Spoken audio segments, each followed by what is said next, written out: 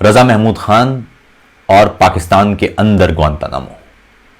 پاکستان پر لگتا ہے ایک خلائی مخلوق حملہ آور ہو چکی ہے، جو اس ملک میں سوچنے سمجھنے والوں، سوال کرنے والوں، امن کی بات کرنے والوں، دستور کی بالادستی کے لیے آواز اٹھانے والوں یا حقوق مانگنے والوں کو ایک ایک کر کے گمشدہ کر رہی ہے۔ 9/11 کے بعد کسی مقدمے، کسی گرفتاری، کسی پرچے اور کسی عدالتی سماعت کے بغیر ہی لوگوں کو دنیا بھر سے اٹھانے اور گوانتانامو کے حراستی مرکز میں رکھنے کا سلسلہ امریکہ نے شروع کیا تھا۔ اس کے بعد امریکی سرزمین سے باہر ایک بحری فوجی اڈے کا استعمال کیا گیا تاکہ ملکی قوانین کا نفاذ ان قیدیوں پر نہ ہو سکے اور انسانی حقوق کی بدترین خلاف ورزیوں پر کسی امریکی فوجی، CIA ایجنٹ، عہدیدار یا اہلکار کی کوئی پوچھ تاچھ نہ ہو۔ دنیا بھر میں CIA کے ایجنٹوں کی نگرانی میں کرائے کی فوجوں اور جاسوسوں کے منہ ڈالروں سے بھرے گئے اور گوانتانامو میں دنیا کی بدترین جیل آباد کی گئی، جو صرف امریکہ ہی نہیں بلکہ تمام انسانیت کے لیے توہین کا ایک ایسا کلنک ہے جس کی مثال نہیں ملتی۔ پھر امریکی سرزمین سے باہر دیگر مقامات بشمول ابو غریب عراق اور بگرام افغانستان میں ایسی ہی جیلیں بنا کر انسانیت کے ضمیر پر وار کیے جاتے رہے، اور یہ وہ سیاہ داغ ہیں جو نہ امریکہ کبھی دھو سکے گا اور نہ پوری انسانیت۔ پاکستان پر ان دنوں بہادر کمانڈو کی حکومت تھی، وہ کمانڈو جو اپنے شہر کو محصور کر کے ناز کرنے کو تمغہ سمجھتے ہیں۔ انہوں نے دیکھا کہ گوانتانامو میں تو یہ ایک نہایت عمدہ مثال قائم ہو چکی ہے اور ہمیں بھی اس امریکی آشیرواد والے کھیل سے بھرپور استفادہ کرنا چاہیے۔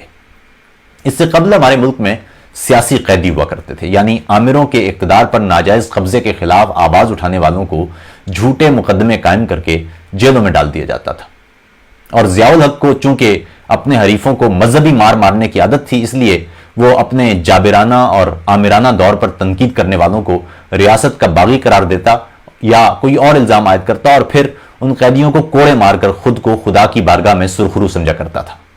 مشرف نے دیکھا کہ سیاسی قیدی بنانے یا لوگوں کو جھوٹے پرچوں میں اندر ڈالنے سے بھی بعض اوقات کام نہیں چلتا، اور خصوصاً میڈیا بریکنگ نیوز کے چکر میں پڑ چکا ہے۔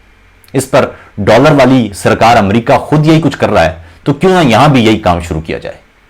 امریکہ میں تو چلو کم از کم اپنی سرزمین پر اپنے دستور کی بالادستی ہے، مگر پاکستان میں فوج کے سامنے کون سا دستور اور کون سا قانون؟ ہمیں تو کسی گوانتانامو، کسی ابو غریب، کسی بگرام کی ضرورت نہیں، ہم تو اپنی ہر چھامنی کو گوانتانامو بنا سکتے ہیں، ہمیں کون پوچھنے والا ہے؟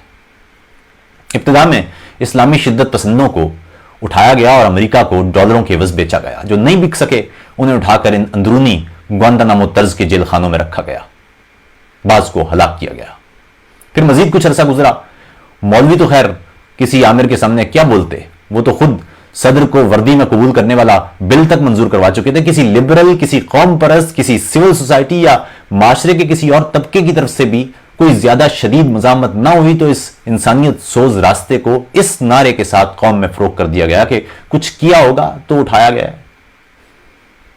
کسی بیچارے بھولے نے دستور کی دہائی دی تو اسے کہا گیا دستور کچھ نہیں ہوتا، ملک رہے گا تو دستور بھی رہے گا۔ اس لیے ملک کو بچانے کے لیے دستور اور قانون کے چیتھڑے اڑائے جا سکتے ہیں۔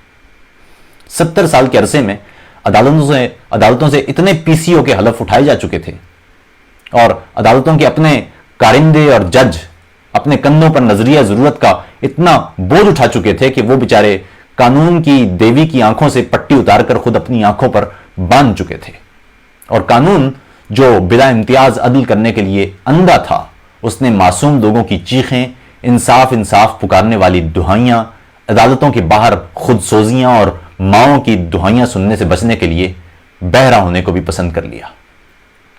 کہتے ہیں بندہ بدلتا ہے، ڈنڈا نہیں بدلتا، سو عامر حسب روایت اپنے 10 سال لگا کر دیس کے ادارے توڑ کر چلتا بنا، مگر اس دوران فوجی اسٹیبلشمنٹ نے یہ گر سیکھ لیا تھا کہ اقتدار پر قبضے کے لیے مارشل لا کی ضرورت نہیں ہوتی۔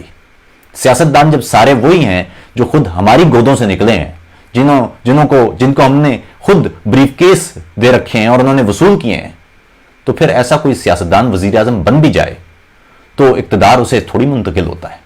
دوسرے لفظوں میں یوں کہہ لیجئے کہ اقتدار کا مطلب اختیار تھوڑی ہوتا ہے۔